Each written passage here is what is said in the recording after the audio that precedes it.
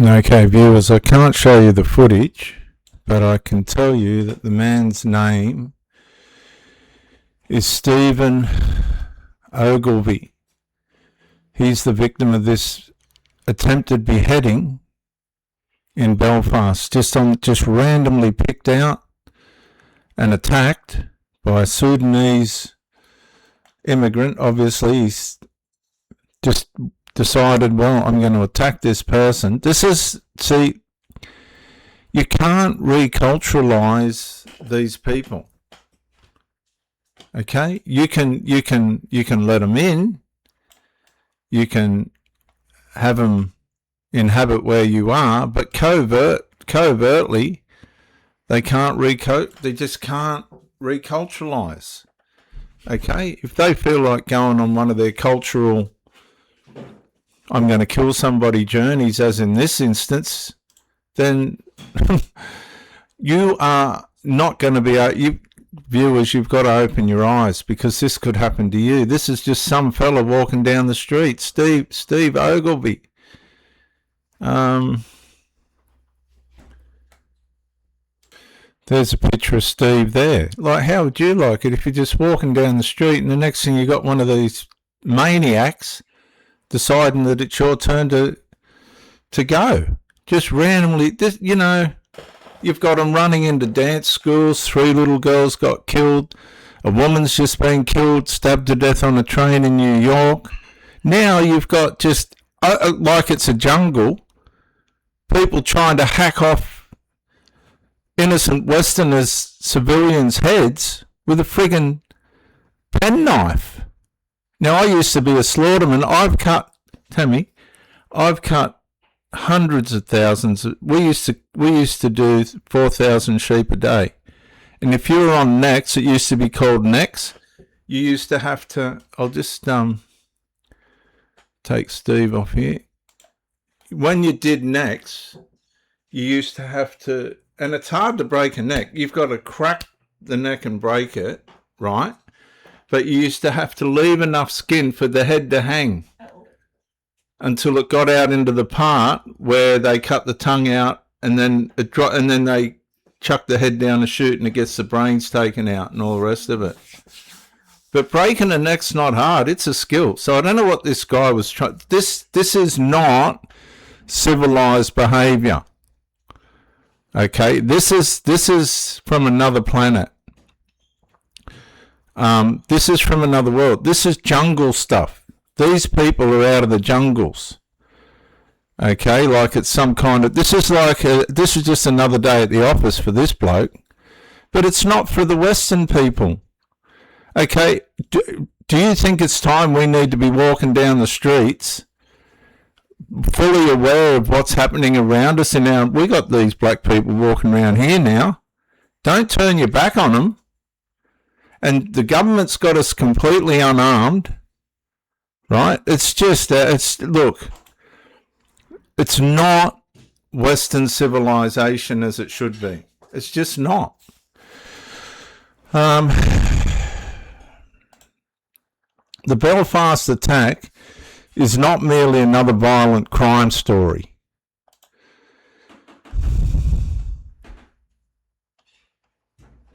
It has become a public warning event because it exposes a deeper civilizational anxiety across the Western world. Governments have imported people.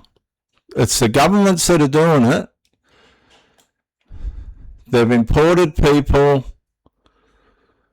faster than they can verify, absorb, assimilate, discipline, or reculturalize them. And the question's no longer whether immigration is what happens when entry systems fail. Cultural screening collapses, enforcement becomes politically hesitant, and ordinary citizens are left to absorb the risk in the streets, schools, transport hubs, suburbs, shopping centres. What about the guy down in Sydney that just decided he was going to start running through the shopping centre stabbing people? And a female policewoman got him.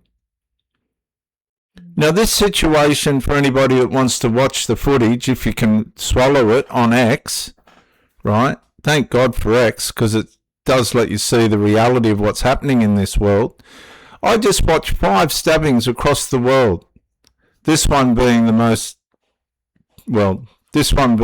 graphic, in the sense that nobody was even game enough to run up to stop this bloke. Somebody ran up to him with a big hockey type thing and started hitting him over the head, and it didn't even affect the guy.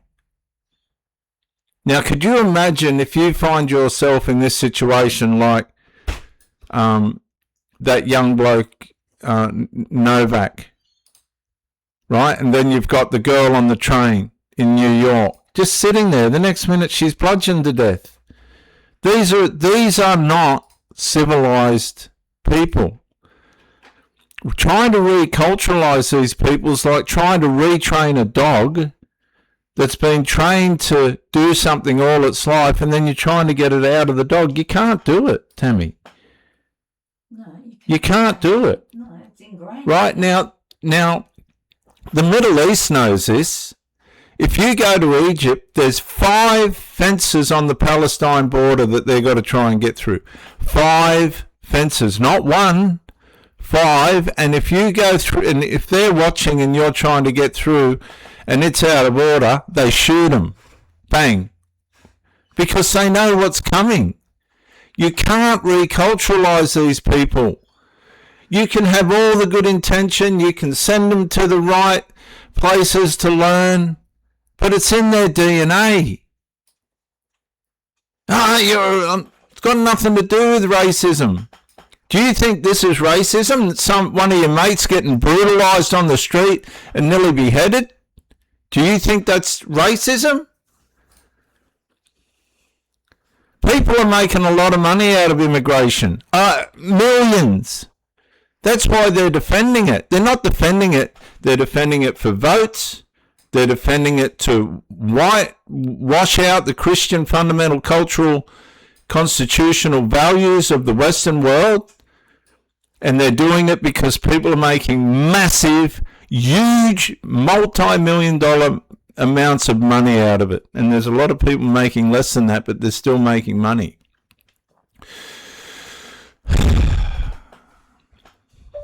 A man was horrifically attacked in Belfast. Bystanders eventually intervened, only because the police turned up. Somebody had to do something.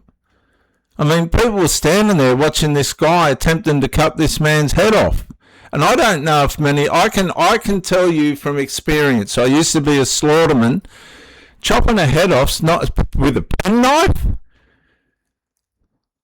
I can tell you right now, that's almost an impossibility. It's going to do critical damage. How would you like to be walking down the street with one of your friends and the next thing you got one of these monkeys, right, jumping out of behind a fence or just walking up towards you, and the next minute they're attacking you for no reason except their culture?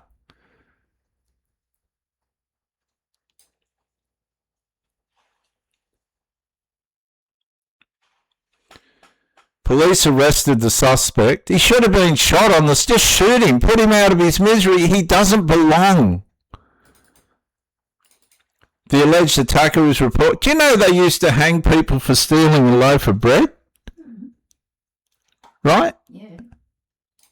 If you stole a fucking crust or something, you'd be hung. That's how the convicts. Now you can get into the middle of the street in a civilized nation, in the middle of the street, in front of everybody, who's the government's made absolutely defenseless.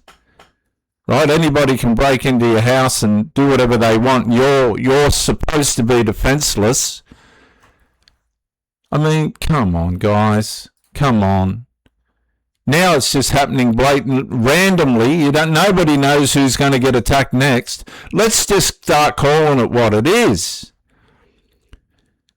Oh, it's not that. Well, why did Jacinda Allen, in her brilliant stupidness, put machete bins outside police stations, thinking these monkeys were going to put their machetes in the machete bins?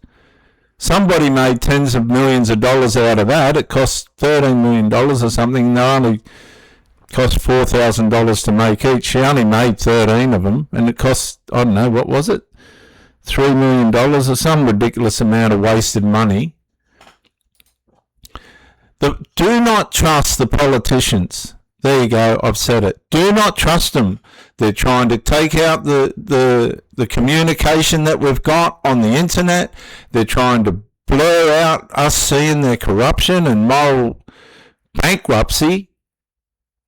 It's just complete moral bankruptcy. Two-tier policing. They're trying to stop our free speech, bring in digital IDs and all this sort of thing.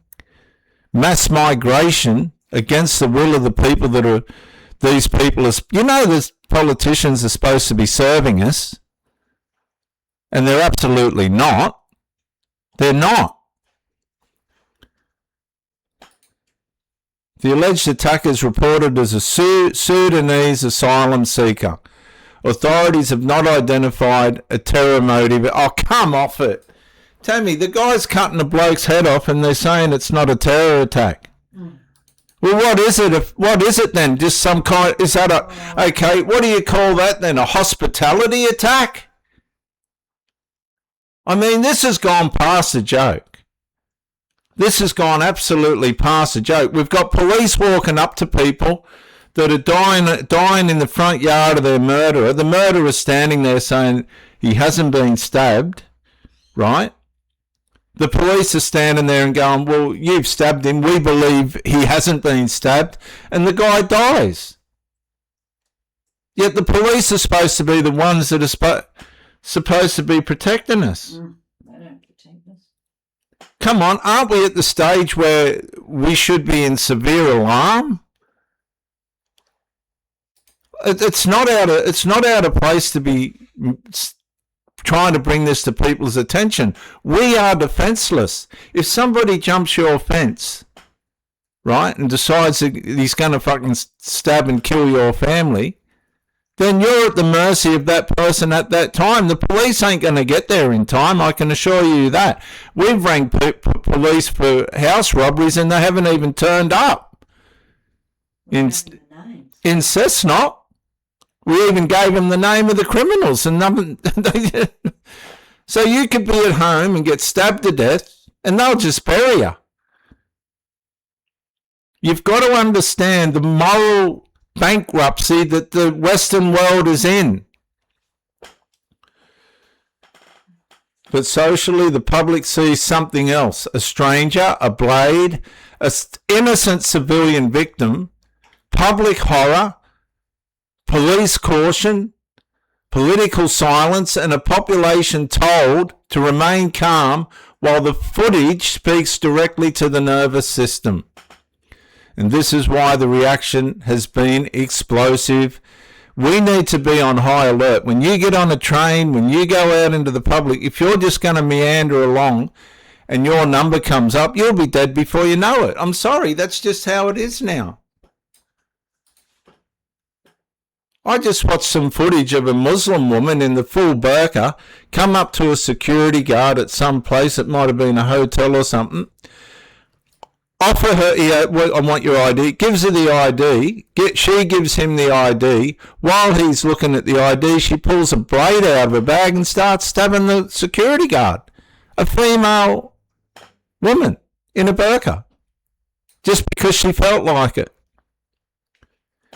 When the US soldiers were in Afghanistan, when they first got there, they were running around thinking the women and with their children were innocent until several episodes occurred where they go to get the woman and the child out of harm's way and get blown to bits. The women didn't care if they blowed their children up. They'll blow themselves up and their children up for Allah. Now, I'm not saying this is specifically a Muslim issue, although Muslims seem to really get into this sort of thing. Let's just say it. It's not really a Christian thing. But how do you know if you're safe? You don't anymore. You just don't anymore. people are not only reacting to one crime, we're reacting to accumulated fear. Like, this is becoming a daily occurrence. Not just one episode. This is going on, Tammy. This is happening day by day, right? Right across the Western world. You've got to understand, the Western world's in decline. How do you think the Roman civilizations, the Germanian civilizations, the great civilizations of the past disintegrated? If you were living in the Roman Empire, there's no way you would have thought that was going to end up null and void. But you've got to understand, we are witnessing the decline of the Western world, and the politicians are at the head of it. Now, whether they're aware of it or not's irrelevant. This is happening before our eyes. Across Britain, Ireland, Europe, Australia, Canada, and the United States, citizens are increasingly believing migration policy has moved beyond domestic consent, just into citizen violate. We're just violated by this immigration. There's nowhere even in Australia, for those of you that don't live in Australia, there's nowhere to even house them. They don't even know where to put them, and they're still flying in 1,500 a day. I mean, us normal beach-going, barbecue, throw a shrimp on the barbie, Paul Hogan type Australians, we're sitting there and we are, I'm telling you, we are violated. We're being psychologically, politically abused by these people. And then, on the other hand, we've got these people from other countries, when it suits them, just running around killing us. Without any warning, without any prediction, just people getting killed. And that's supposed to be justified. It's so bad, I'll say it again. Jacinda Allen decided that she was going to put, may as well have been Lifeline clothing bins out for people to put their machetes in. That's how bad it is in Australia. And somebody made a fortune out of that.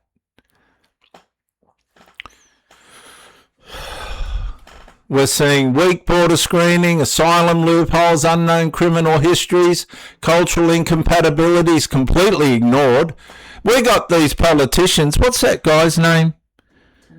Tony Burke's going down the airport, welcoming them, giving them a welcome and a hug. Doesn't even know who they are. Meanwhile, on the other side of the world, in the Middle East, they're all sitting there going, what the hell is what these people doing?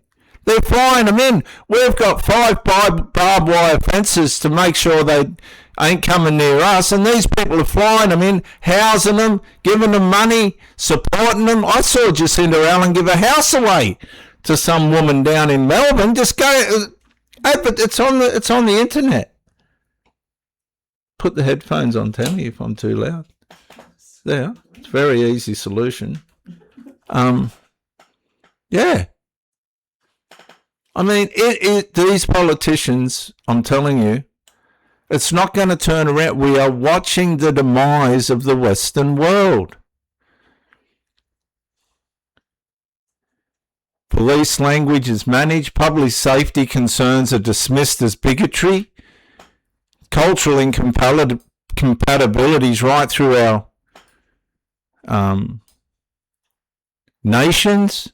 People go, well, you're Islamophobic or you're rubbish.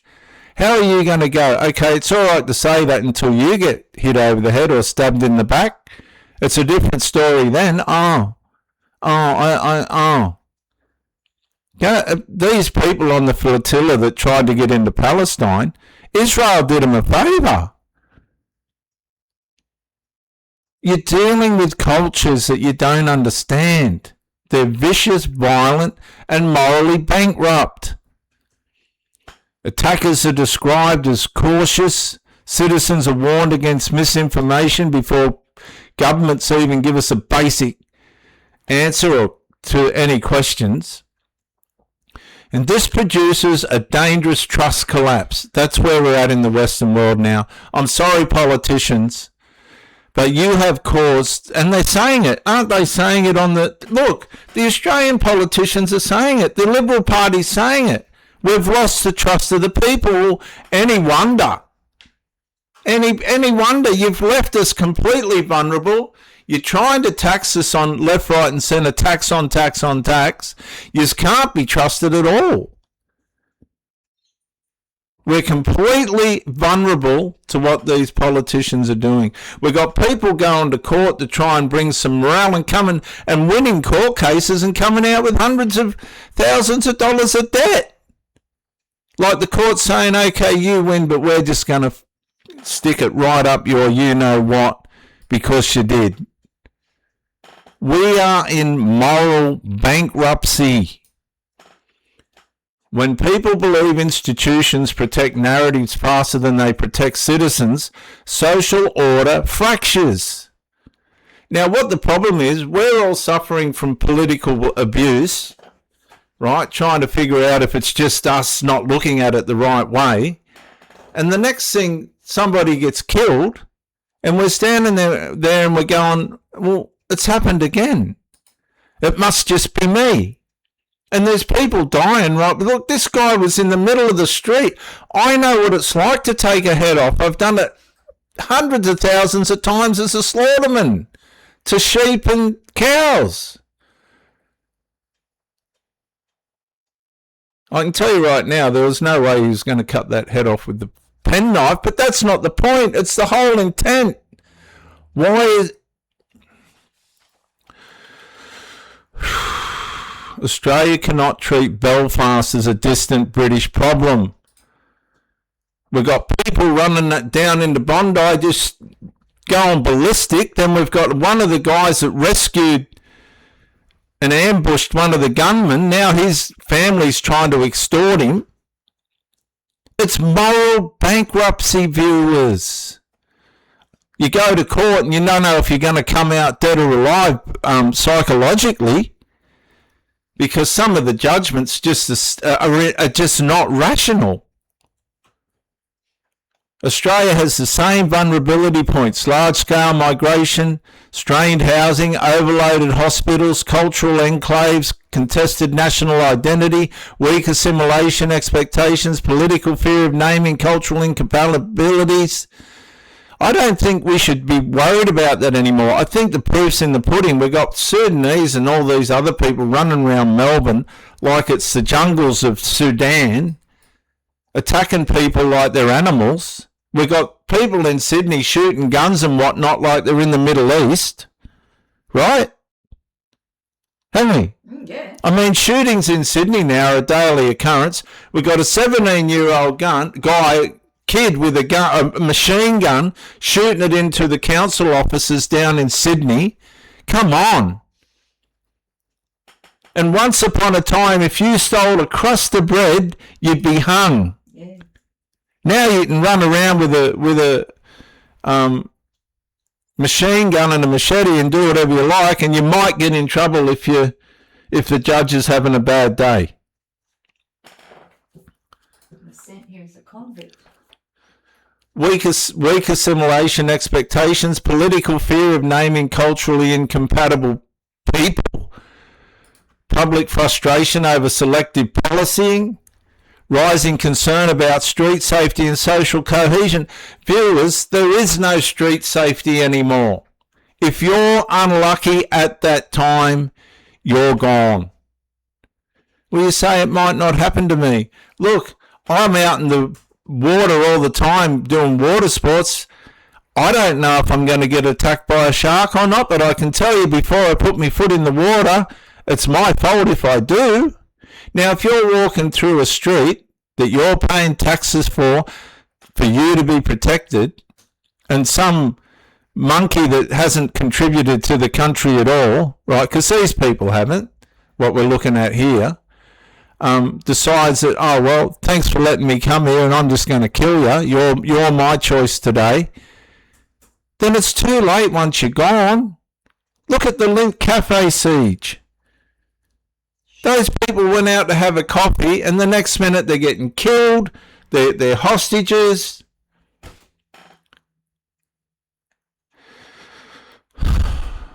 The larger danger is a governing class that assumes people can be imported first and culturally integrated later.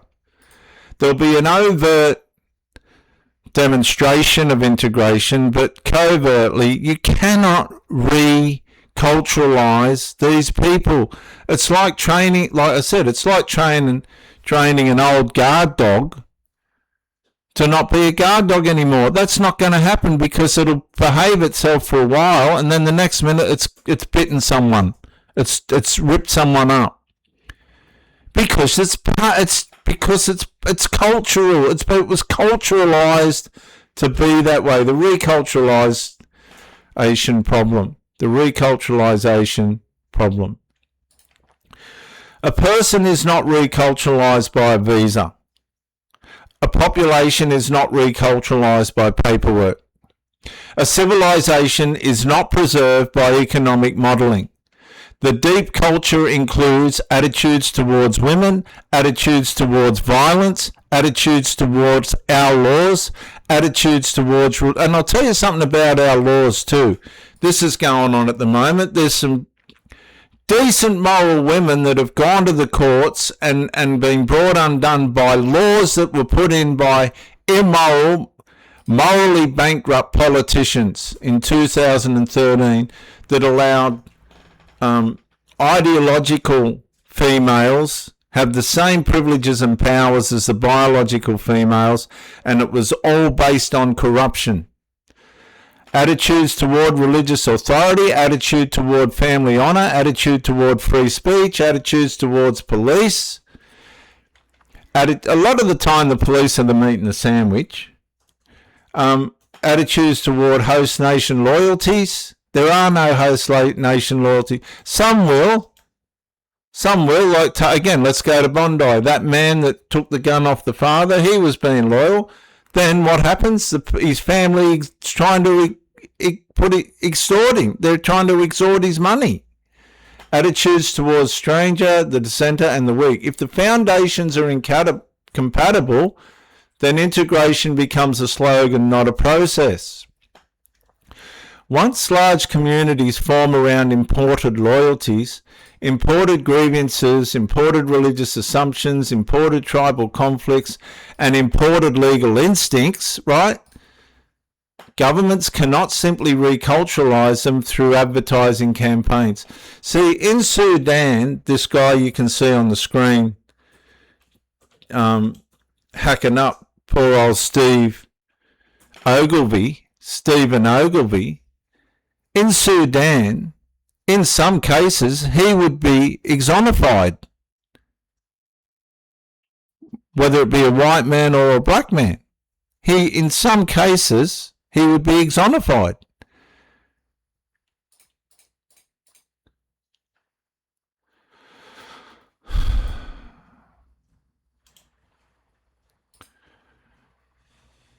It does. It leaves you speechless. If the foundations of these people are incompatible, then integration becomes a slogan, not a process. Once large communities form around imported loyalties and imported grievances, imported religious assumptions, imported tribal conflicts, and imported legal instincts, governments cannot simply reculturalize them through advertising campaigns or reculturalization programs because it's in their DNA. The public safety consequence. The ordinary citizen now lives under a new psychological condition. Listen, unpredictability, right? It's all unpredictable. The fear is not that every migrant is violent. Let's take unpredictable for a minute. Anthony Albanese and what's that other bloke's name again? Tony Burke. Decide they're going to lob up to the Lakemba Mosque. All right, let's go down the Lakemba Mosque. We'll get a photo shoot. We'll get our votes solidified off the Muslim population. After all, we've let so many of them in. We've let them, we've overdone it. Everyone's complaining about it. But, hey, they get to the Lakemba Mosque And I've never seen anything like it. These people turned on Albanese and Burke to such an extent that Burke and Albanese had to be ushered out. Now, I'll show you how much of a politician Anthony Albanese is. After being called a putrid dog and everything else you could think of, I mean, the Muslims can really bung it on when they're angry. Anthony Albanese turns around and goes, "Oh, we had a lovely time down at the mosque, and we were so welcomed and greeted." This is the insanity of the people that are, and then we get word that Mr. Albanese's got a $57,000 pay rise. After putting everyone in a position where they're struggling to put food on the table. I'm telling you, the moral bankruptcy at the top of these people running our countries is just so open now. We need to be serially concerned. How do you protect yourself from it? You can't. Now, the fear's not that let me make this clear. The fear's not that every migrant's violent. Oh no, let's not bung that on. The fear is that the system no longer knows who's dangerous before the public finds out after a violent attack. I mean, Tammy, I don't remember seeing so many immigrants in Gosford, right? Now, I've got no problem with that. I grew up in Flemington and Barella and Auburn and Burwood and all the rest of it. But the unpredictable... If I see a black person or a migrant walking my way, I'm not just switching off going, they're going to glide past. I'm waiting until they've gone past, and then I'm looking over my shoulder to make sure I'm not going to get jumped from behind. That's just how it is now. Now, poor Steve Ogilvy, he's gone wherever he was headed. Look, this isn't just, viewers, this isn't just here and there anymore. This is a daily occurrence. This is not unforgivable breach. When vetting fails, the streets become the screening mechanism. When assimilation fails, civilians become the shock absorbers and may not survive. This is catastrophic. When governments refuses cultural clarity, society pays not only in fear, but often with their lives. I was speaking to a fellow on a job up the northern end of the Central Coast yesterday who grew up in Bankstown, right, in Sydney. He had a scar across his, Tammy, he had a scar across his eyebrow from the middle of his head across to the edge of his face, and his nose was like a boxer's nose. I said, "What happened to you?" He goes, "I grew up in Bankstown." And that was all. He said, I don't want to speak about it. Scary.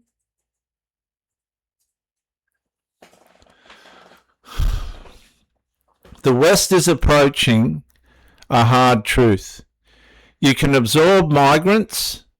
I don't think, Tammy, at this point, right, I think Pauline Hanson's right. Can you just give it a break? Let us catch up. Make it fair on the citizens that live here and make it fair on the people you're bringing in. Because the cost of living in Australia now is completely gone. I'm a tradesman and I couldn't afford $800 a week rent.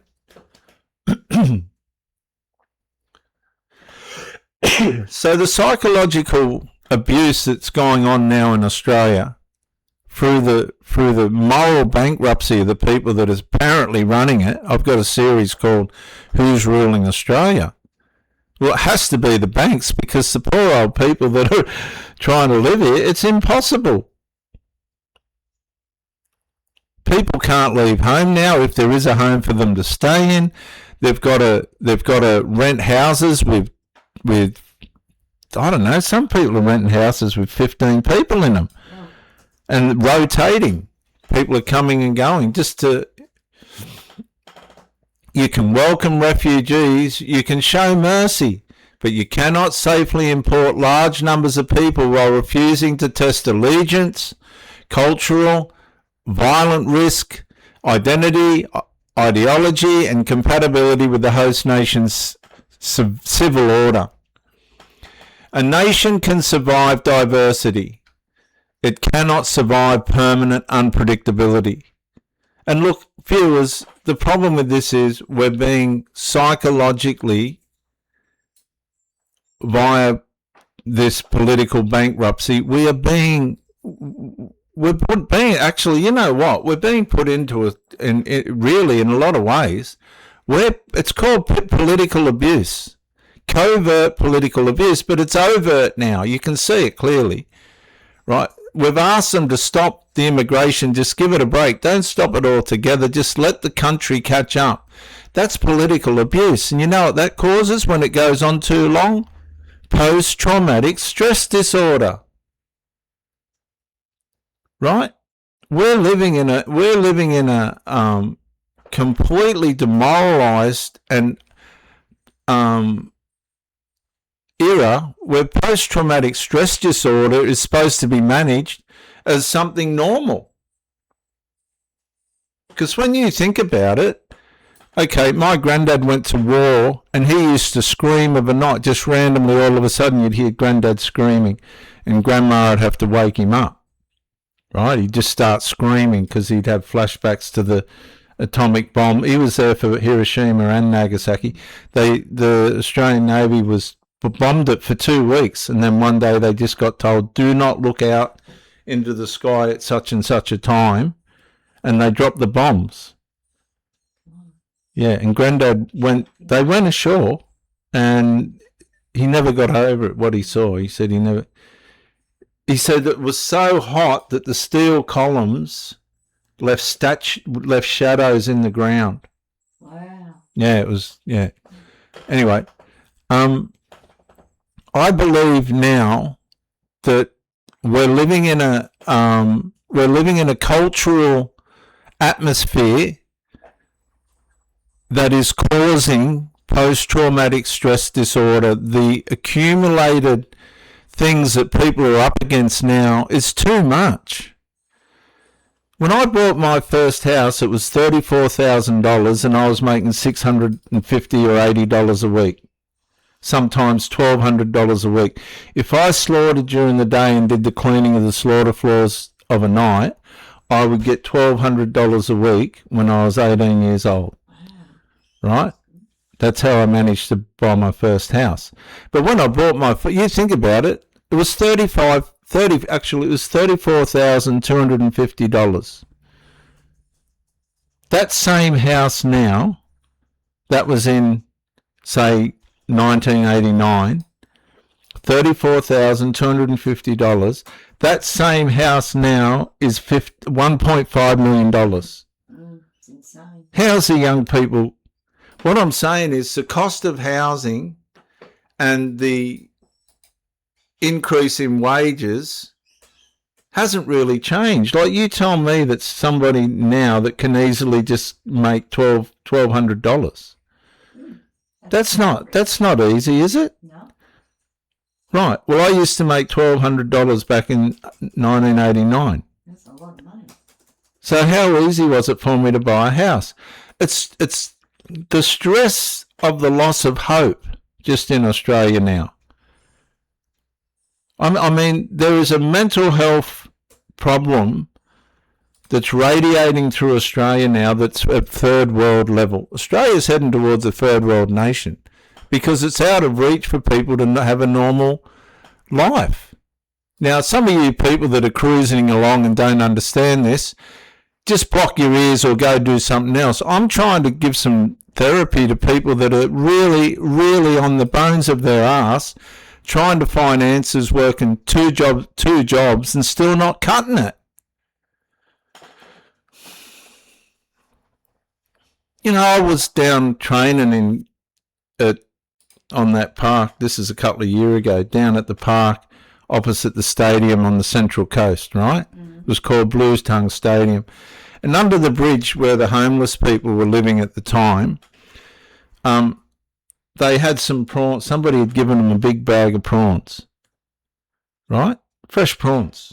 And I went past and there was sort of familiar with them, and they said, "Do you want any prawns?" And I thought, geez, It's nice of you know, I thought, gee whiz, it's all you've got, and you're prepared to share. yeah. We have been raped, pillaged, and plundered to the point where people are just going into stress, post-traumatic stress disorder, by facing the bills that they've got every week. Because once the public believes nobody's truly safe, the immigration debate stops being administrative. It becomes existential. And when people conclude that their government cannot protect them, and let me just say it outright, if you're in the wrong place at the wrong time and one of these monkeys decides that you're the one, can you remember that guy that started stabbing people down in Sydney, and they put a milk crate over his head? Yeah. Can you remember that? Yeah. Yeah. Where was that? That wasn't the Link Cafe, was it? No. No, this was another one. Some guy's just decided he's going to randomly stab some people. I remember they put a milk crate over his head and held him down on the ground. The civilians had to stop him, unarmed civilians. All they had was a milk crate. All they had with this guy, so go to X and look at the footage of this, if you can. I'll warn you beforehand. They run up finally with a big hockey stick sort of thing, and they were clubbing this guy, and he didn't even flinch. They were clubbing him, I mean full swings, and he didn't even flinch. And when people conclude that their government cannot protect them, they stop asking for policy reform. They begin asking who the government is really serving. And viewers, right now, you want to stop and have a family meeting and say to yourselves, who really is running this nation?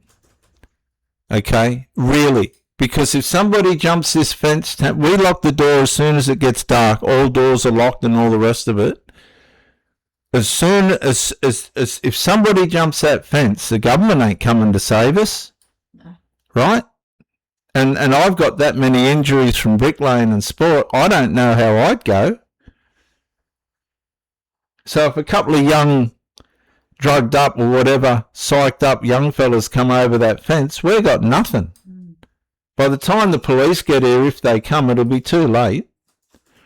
Viewers, I'm not trying to discourage you, but you need to have a family meeting and make sure you're all safe, because we're starting to see people now just try and behead people in the middle of the streets. We've got machine guns firing into council buildings in Australia.